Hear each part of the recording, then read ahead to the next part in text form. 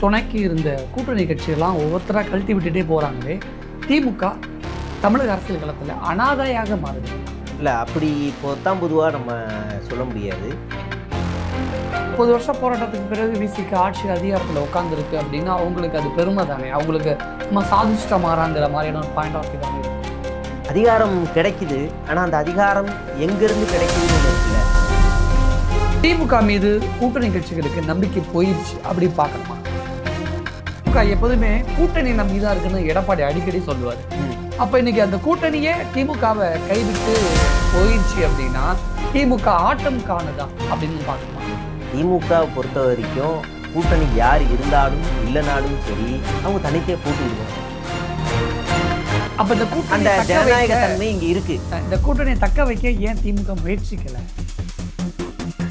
விஜயோட அரசியல் எழுச்சி திமுக அதிமுகவுக்கு வீழ்ச்சி அப்படி புரிஞ்சுக்கலாமா? கூட்டணியே இப்ப நான் இந்த ஆங்கிள் இருந்து நான் சொல்றேன். அதிமுக திமுக ரெண்டு கட்சியோட கூட்டணியுமே விஜய் பக்கம் போயிட்டாங்கல்ல. இப்ப இந்த ஆங்கிள் அந்த அளவுக்கு விஜய் அலைய தமிழ்நாட்டுல அடி. விஜய் வந்ததுக்கு அப்புறம் தான் திமுக கூட்டணி கட்சிகள் எல்லாத்துக்குமே நல்ல இன்னும் பவர் அதிகமாயிருக்கு. கூட்டணி கட்சிகளுக்கு விஜய் நல்ல ஒரு ஆஃபர் கொடுத்தாரு, அதனால அக்செப்ட் பண்ணிட்டு போயிட்டாங்க. எடப்பாடியும் ஸ்டாலினும் நல்ல ஆஃபரே கொடுக்காம இதனால கொஞ்சமா கிள்ளி தான் கொடுத்துக்கிட்டு இருந்தாங்க, அப்படி புரிஞ்சுக்கலாமா? ஆனா முக ஸ்டாலின் பிஜேபி கூட கூட்டணி வைக்க போறாரு. திமுக பிஜேபி கூட்டணி அமைய போதெல்லாம் திமுக கல்யாணம் பண்ண போகுது. அதிமுக தீர்ந்து போன கட்சின்னு எனக்கு பேசுறேன். ஓகே, திமுக என்ன ஆகும்? திமுக அதே தான் வலுவாக நிற்கும், போராடும், மறுபடியும் ஆட்சி பிடிக்க என்னென்னலாம் செய்யணுமோ. அப்ப விஜய் சொன்ன மாதிரி இனிமேல் ஒன்று டிவிக்கே இல்லாடி டிஎம்கே, அதான் இனிமேல் இப்படி தான் இருக்க போகிறாங்க. ஆமாம். அதிமுக இப்பயும் முடிஞ்சிருக்கு.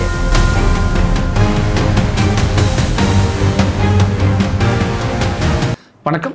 இன்றைய நமது சிறப்பு விருந்தினர் ஜேர்னலிஸ்ட் சேகுஹார் அவர்கள். வணக்கம் தோழர். வணக்கம். வணக்கம் தோழர். அதிமுக தீர்ந்து போன கட்சி அப்படின்னு விஜய் பயங்கரமாக விமர்சனம் பண்ணிட்டார். திமுக தீய சக்தின்னு இப்போ வரைக்கும் சொல்லிக்கிட்டு இருக்காரு. ஆனால் விஜய் சொன்ன மாதிரி அதிமுகவில் பல்வேறு குழப்பங்கள், நிறைய பேர் போயிட்டு இருக்காங்க, திருப்பி வராங்க, இப்படி நடக்குது. ஆனால் திமுக பொறுத்த வரைக்கும் கட்சிக்குள்ள எந்த பிரச்சனையுமே இல்லை. ஆனால் கூட துணைக்கு இருந்த கூட்டணி கட்சிகள்லாம் ஒவ்வொருத்தராக கழட்டி விட்டுட்டே போகிறாங்களே, திமுக தமிழக அரசியல் களத்தில் அனாதையாக மாறுகிறதா? இல்லை, அப்படி இப்போதான் பொதுவாக நம்ம சொல்ல முடியாது. ஒவ்வொரு கட்சியை பற்றி நான் சொல்கிறேன். அதுக்கு முன்னாடி திமுகவை பொறுத்த வரைக்கும் திமுக தனித்து போட்டியிடுறதுங்கிறது தமிழக அரசியலில் அதுக்கு ஒன்றும் புதிய களம்லாம் கிடையாது. 2016 அவங்க தனித்து தான் போட்டி. அவங்க மீது நம்பிக்கை இல்லாமல் போனது. அப்போ விசிக, சிபிஐ, சிபிஎம், மதிமுக மூன்றாவது அணியை உருவாக்குனாங்க. அந்த அணி தான் தோல்விக்கு மிக முக்கியமான காரணமாகவும் இருந்துச்சு. அப்போது ஒரு வரலாற்றுலேயே மிகப்பெரிய ஒரு பேக் இருந்துச்சு. இல்லைன்னா ஜெயலலிதா ஆட்சியவே பிடிச்சிருக்க முடியாது. அதுக்கப்புறமா கன்வின்ஸ் ஆகி பேசுகிறாங்க, எல்லாமே பண்ணுறாங்க.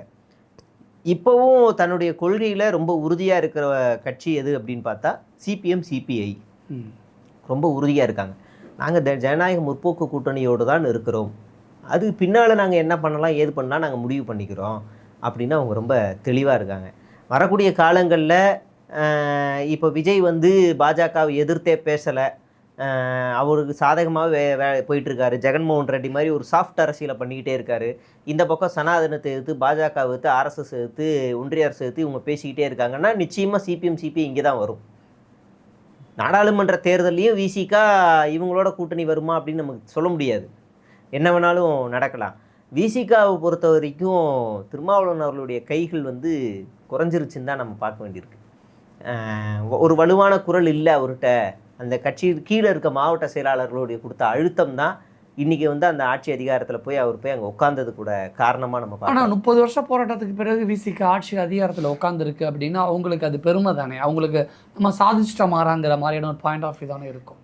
அதிகாரம் கிடைக்குது, ஆனால் அந்த அதிகாரம் எங்கேருந்து கிடைக்குதுன்னு ஒன்று இருக்குல்ல.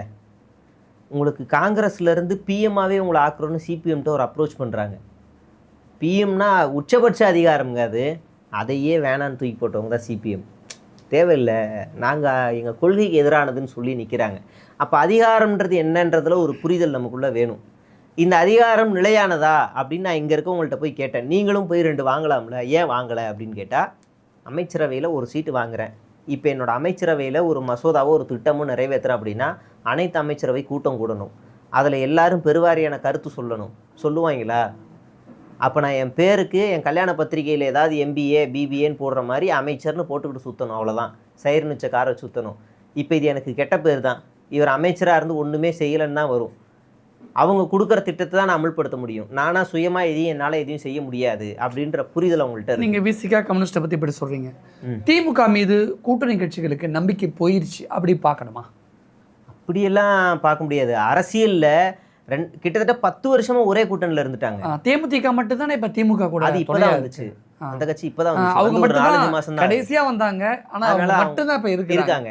இந்த கட்சிகள்லாம் 10 வருஷமா கூட இருக்காங்க. அதனால 7 வருஷமா இருக்கிறாங்க. அதனால அவங்க இருக்கணும்ன்ற அவசியமா இல்லையா அப்படிங்கறதெல்லாம் இந்த 2 கட்சிகள் தான் முடிவு பண்ணணும். திமுக எப்போதுமே கூட்டணி நம்பிதான் இருக்குன்னு எடப்பாடி அடிக்கடி சொல்லுவாரு. அப்ப இன்னைக்கு அந்த கூட்டணியே திமுகவை கைவிட்டு போயிடுச்சு அப்படின்னா திமுக ஆட்டம் காணுதா அப்படின்னு பார்க்கணுமா? திமுகவை பொறுத்த வரைக்கும் கூட்டணி யார் இருந்தாலும் இல்லைனாலும் சரி அவங்க தனித்தே போட்டிடுவாங்க. இருந்தாங்கன்னா அவங்களுக்கும் என்ன கொடுக்கணுமோ அவங்களுக்கு என்ன செய்யணுமோ அவங்க மனசு கோராமல் அவங்களுக்கு சீட் ஷேரிங்லேருந்து எல்லாமே நடக்கும். நீங்கள் அதிமுகவில் எவ்வளோ பெரிய குளறுபடிகள் நடந்துச்சு சீட் ஷேரிங்கில். இந்த வாட்டி எடப்பாடி பழனிசாமி திமுக கூட்டணி இல்லைன்னா திமுகவே இல்லைன்னு சொல்கிறார்ல, அவர் ஒரு மனசாட்சியோடு சொல்லணும். இந்த தடவை எடப்பாடி பழனிசாமி 100% மனசு ஒத்து போய் தான் அந்த கூட்டணியில் உட்காந்தாருன்னு சொல்லுவாரா? ஆகச்சிறந்த பல எதிரிகளை பக்கத்தில் உட்கார வச்சுக்கிட்டு நாங்கள் எல்லாம் ஒன்று தான் அடிச்சுக்கல அப்படின்னு சொல்லக்கூடிய ஒரு ஆளோட கருத்தெல்லாம் நம்ம எடுத்துக்க முடியுமா? இந்த பக்கம் டிடிவி தினகரன் பரம எதிரி, இந்த பக்கம் அண்ணாமலை பரம எதிரி, அந்த பக்கம் பிரிஞ்சு போன எல்லாரையும் ஒன்று சேர்த்து அப்படியே உட்கார வச்சுருக்காங்க. ஆனால் அதே மேடையில் சுயமரியாதையே இல்லாத அளவுக்கு அவருக்கு நடந்திருக்கு. ஒரு பக்கம் எங்கள் தலைமையில் தான் கூட்டணின்னு இவர் சொல்லுவார், இன்னொரு பக்கம் எங்கள் தலைமையில் தான் கூட்டணின்னு அமித்ஷா சொல்லுவார். அப்போ 2 பேருமே கான்ஃப்ளிக்ட். இந்த மாதிரி கான்ஃப்ளிக்ட் இந்த கூட்டணியில் இருந்துச்சா? ஒரு ஜனநாயக தன்மை ஒன்றுபட்டு இருந்தாங்கல்ல திமுக கூட்டணியை பொறுத்தவரைக்கும். இப்ப வந்து திமுக ஆட்சியில இருந்துச்சு. வேங்கை வயல் பிரச்சனையில யார் போராட்டம் நடத்தினா? விசிகா CPM. ஆமா, இன்னைக்கு வழக்கு CBI வரைக்கும் மாத்தி விட்டுருக்குறாங்கல்ல. நீங்க இப்போ துப்புரவு பணியாளர் போராட்டத்தை கையில் எடுத்தது யாரு? பரந்தூர் விமான நிலையத்துல போராட்டத்தை கையில் எடுத்தது யாரு? விசிகா கம்யூனிஸ்ட். அப்ப யாரு இவங்களை எதிர்த்து பேசுற அளவுக்கு ஜனநாயக உரிமை இருக்கு? அப்ப நீங்க போறதுன்னா தாராளமா போங்க, ஒன்றும் பிரச்சனை கிடையாது, தாராளமா போங்கன்னு சொல்லி தான் அனுப்பி விடுறாங்க. கண்டன அறிக்கை யாருக்கு எதிராக வந்துச்சு அப்படின்னா காங்கிரஸ்க்கு எதிராக தான் ஃபர்ஸ்ட் வந்துச்சு. ஏன்னா காங்கிரஸ் மட்டும்தான் திமுகவுக்கு துரோகம் பண்ணிட்டு போயிருக்கு, சொல்லாம போயிருக்கு. மற்ற எல்லாருமே சொல்லிட்டு தான் போனாங்க. அப்படின்னா இது ஒரு நாகரிகமான அரசியல் தான். இது ஒரு நாகரிகமான அரசு. சொல்லாம போனது காரியக்கார காங்கிரஸ். வாட்டவர் ரிசல்ட் என்ன, எக்ஸாம் எழுதிட்ட ரிசல்ட் என்ன அப்படிங்கிற மாதிரி திமுக அனாதை ஆயிடுச்சு தமிழ்நாடு அரசியல் களத்துல. அப்படித்தானே பேசுவாங்க, பார்ப்பாங்க. எனக்கு தெரிஞ்ச அந்த கேள்வியை நீங்க அதிமுகவிட்ட தான் வைக்கணும். ஒரு எதிர்கட்சி கிட்ட அதிமுக கட்சிக்குள்ள குழப்பம் ஒரு கட்டத்துக்கு அப்புறம் தெளிஞ்சிடும். ஆனா இங்க கூட்டணியே தான் பலம் அப்படின்னு இருந்த ஒரு கட்சி சரி யாருமே இல்லாம தனியா. இப்ப நீங்க அதிமுக கூட்டணியில தானே டிடிவி தினகரன் இருக்காரு, அதிமுக கூட்டணியில் தானே பாமக இருக்கு. பாமக வால்டனா போய் தானே தாவேகாவுக்கு ஆதரவுன்னுச்சு. டிடிவி தினகரன் இருக்க ஒரே ஒரு எம்எல்ஏவை தானே விஜய் தூக்குனாரு. அதிமுகவில் இருக்க 27 எம்எல்ஏக்களை தானே விஜய் தூக்குனாரு. இப்ப எங்க குளறுபடின்ற கேள்வி வருது இல்ல? ஆமா, இவ்வளவு ஆதாரம் சொல்றேனே, நீங்க ப்ரூஃபோட ஆதாரம் சொல்றேன். குளறுபடி இருந்தாலும் கூட்டணி எல்லாம் இங்க அதிமுக கூட இருக்காங்க, எடப்பாடி கூட. இப்ப பாமக சொல்லிட்டு போனாரா? போயிட்டாரா? இல்ல இப்ப இவங்க கூட்டணி விட்டு போயிட்டாங்களா நம்மளால சொல்ல முடியுமா? CPM CPIயும் கிட்டத்தட்ட ஆதரவு நிலைப்பாடுங்கிறப்ப அதானே. ஆதரவுனா வெளியில இருந்து ஆதரவுன்னு தான் சொல்லியிருக்காங்க. ஆமாம், அவங்க போயிட்டாங்க. மொத்தமா நம்ம திமுக செதஞ்சிருச்சு, மொத்தமா போயிடுச்சு.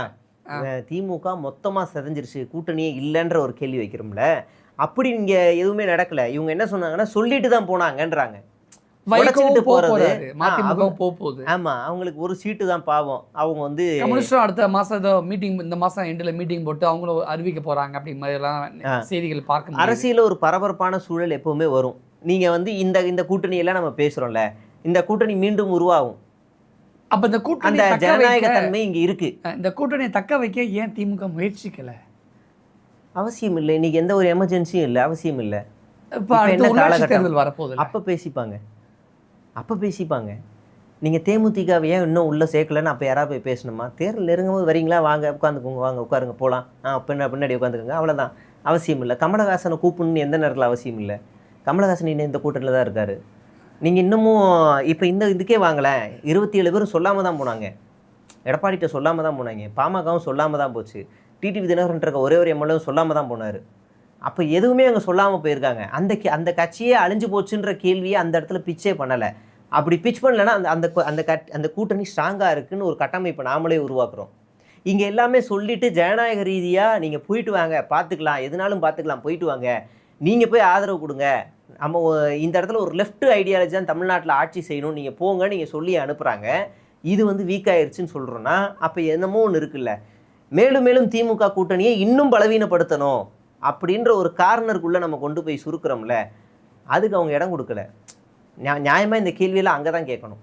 என்னங்க பாமக இன்னும் இருக்கா இல்லையா, வருமா வராதா அப்படின்னு அங்கே கேட்கணும். டிடிவி தினகரன் இருக்காரா இல்லையா அப்படின்னு கேட்கணும். டிடிவி தினகரன் இருக்காரு, அவர் கூட எம்எல்ஏ காணும் இல்லையே, என்னாச்சு அப்படின்னு கேட்கணும். அப்போ அவர் மேடம் கட்சி தாவல் சட்டம் பாயணுமா பாயக்கூடாதா, அதெல்லாம் இருக்குது.